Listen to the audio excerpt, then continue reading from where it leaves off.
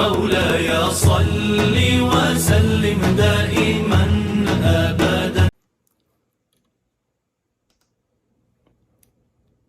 يا أيها الذين آمنوا لا تتبعوا خطوات الشيطان ومن يتبع خطوات الشيطان فإنه يأمر بالفحشاء والمنكر ولولا فضل الله عليكم ورحمته ما زكى منكم من أحد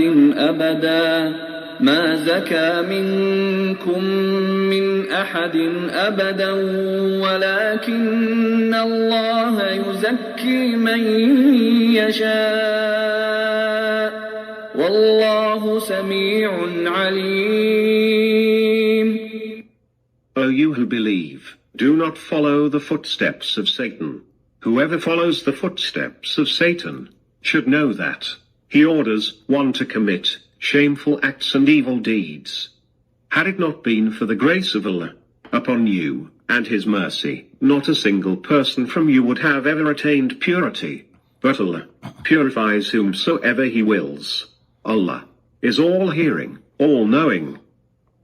ولا يأتل أولو الفضل منكم والسعة أن يؤتوا أولي القربى والمساكين والمهاجرين في سبيل الله وليعفوا وليصفحوا ألا تحبون أن يغفر الله لكم والله غفور رحيم. The men of grace and wealth among you should not swear against giving their charitable gifts to the kinsmen and the poor and to those who have migrated in the way of Allah, and they should forgive and forego. Do you not like that Allah forgives you? Allah is most forgiving, very merciful.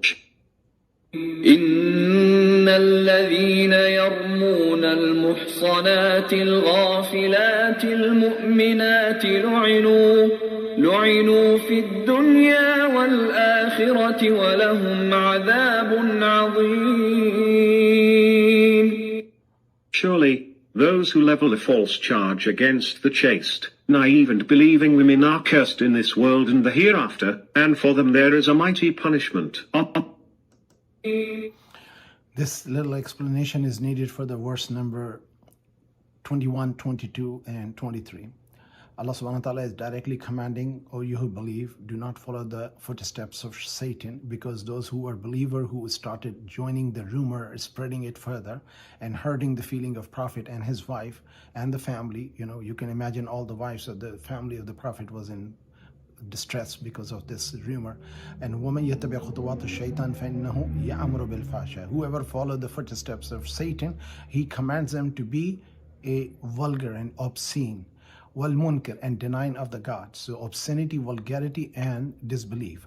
وَلَوْلَا فَضْلُ اللَّهِ إِلَيْكُمْ. If it was not the mercy of Allah upon you, وَرَحْمَةً, fadl, increment, and the mercy of Allah, ma zakka minkum, none of you could have been purified. Means the Prophet was the mercy Allah has sent upon them so that they could be purified from the polytheist ideology and belief and being accusing and criminal lifestyle, which is the ignorance, which is jahiliyyah in Arabic. Min ahadin abadan, none of you would have been ever guided if it was not for the Prophet Muhammad who came in and his family was there with him.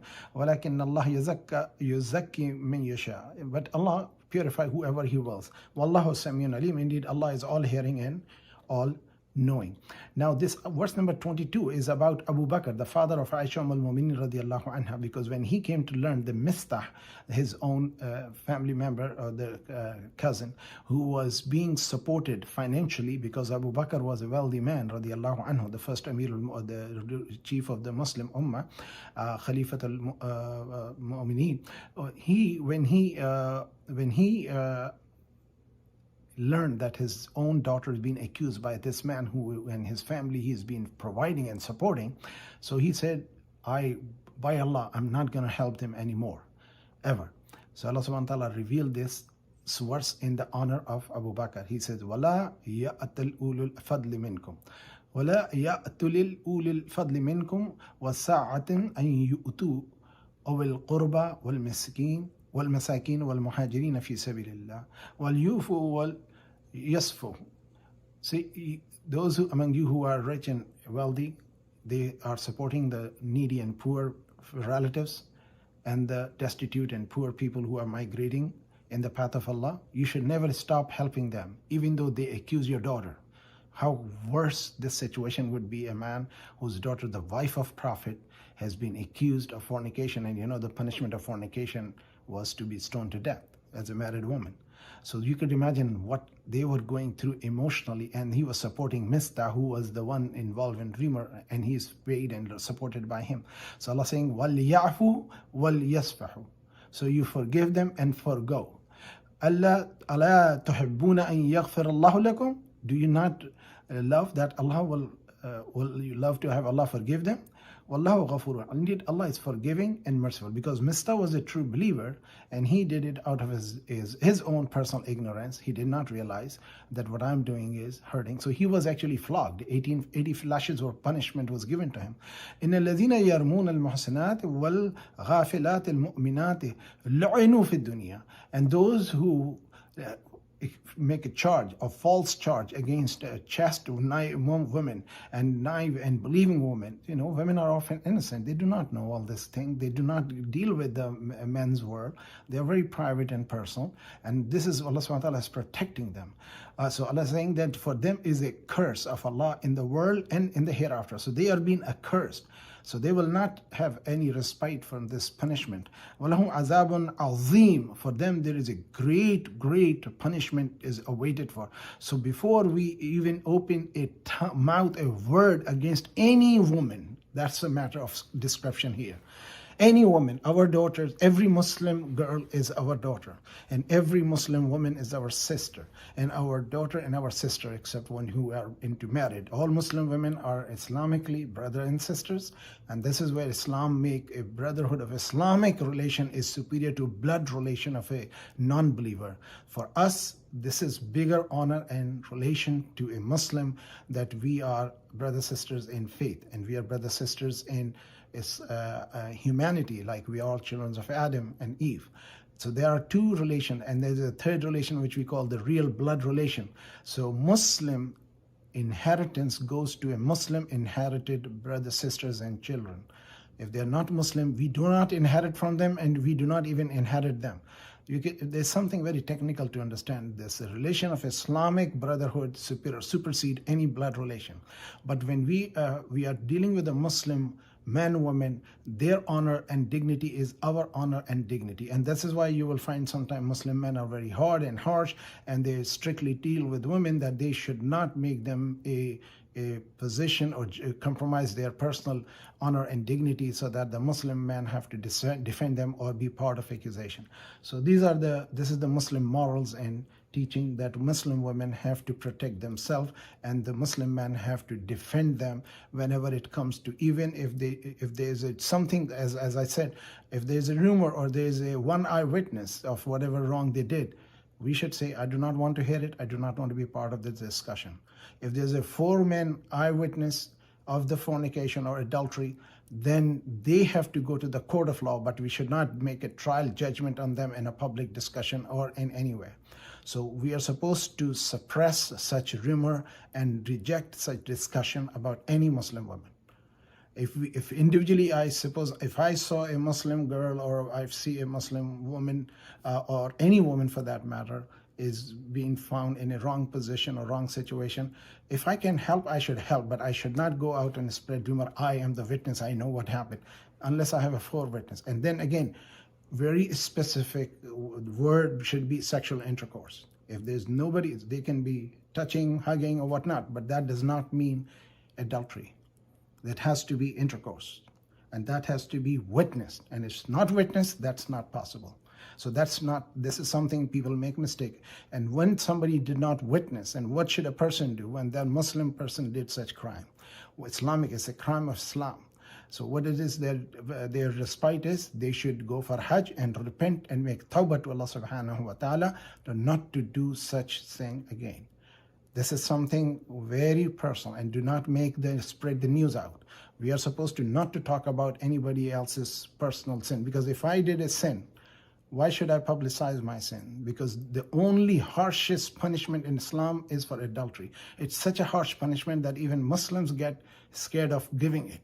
And Prophet has been told, do not feel sympathy and mercy when you commit such punishment. And there's one which I have mentioned before, about a companion, man or woman, who was punished, and I think we talked about it in the past, that she was stoned to death after she gave birth to the child, and she herself came in. We are told not to talk about it, not to mention about it, not to discuss about it. If something happened, we have to take it Allah and between persons. May Allah protect us. Listen to the verse number 24. It's a very difficult topic. يوم تشهد عليهم ألسنتهم وأيديهم وأرجلهم بما كانوا يعملون. On the day when their tongues, their hands and their legs will testify against themselves of what they used to do. يومئذ يوفيهم الله دينهم الحق ويعلمون أن الله هو الحق المبين. On that day Allah will give them their rightful recompense in full, and they will know that Allah is the very truth who makes all things manifest. الخبيثات للخبيثين والخبيثون للخبيثات والطيبات للطيبين والطيبون للطيبات أولئك مبرؤون مما يقولون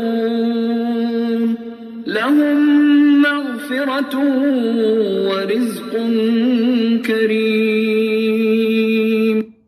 Vile women are for vile men, and vile men are for vile women, and good women are for good men, and good men are for good women. Those are free from what they, the accusers, say. For them there is forgiveness, and a graceful provision.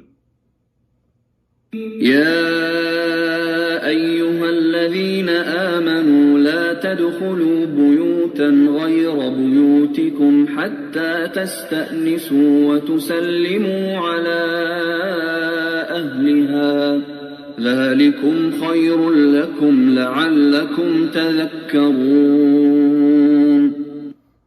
O you who believe, do not enter any houses, other than your own houses, unless you seek permission and greet their inmates with salam.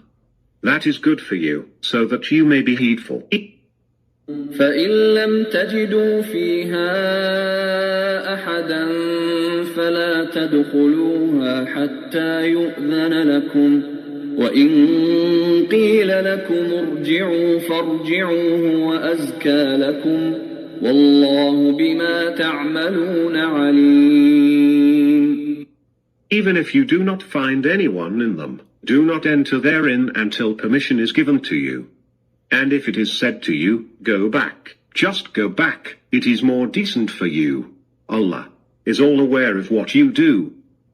ليس عليكم جناح أن تدخلوا بيوتا غير مسكونة فيها متاع لكم والله يعلم ما تبدون وما تكتمون. There is no sin on you if you enter uninhabited houses in which you have rightful benefit. Allah knows what you reveal and what you conceal. So these three verses, 27, 28, and 29, Allah subhanahu wa ta'ala is directly giving command, the etiquettes of how to do the visit, or if you find a house where people are inhabitant. First of all, as we know, maqasid al-sharia, which is protection of the property and faith and the wealth and the preservance of intellect. So there are 6 things, the maqasid al-sharia, the purpose of the sharia of Islam. This is the one of the rules. Allah subhanahu wa ta'ala is directly commanding those who you believe, do not enter a home of people. If you do, You have a right to defend. As in America, you have a right to defend yourself. So if somebody break in like authority, they cannot enter your property. Anybody who's trespassing your property, they are not allowed to do it. غير بيوت, unless you seek a permission of that.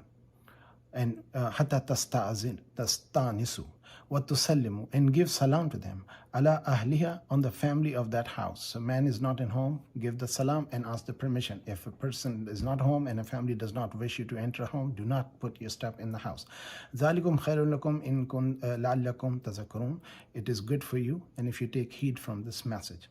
فَإِن لَمْ تَجِدُوا فِيهَا أَحَدًا. If you do not find anybody in the home, people, in those days, they were not locks. People would just close the door or put a curtain on the door.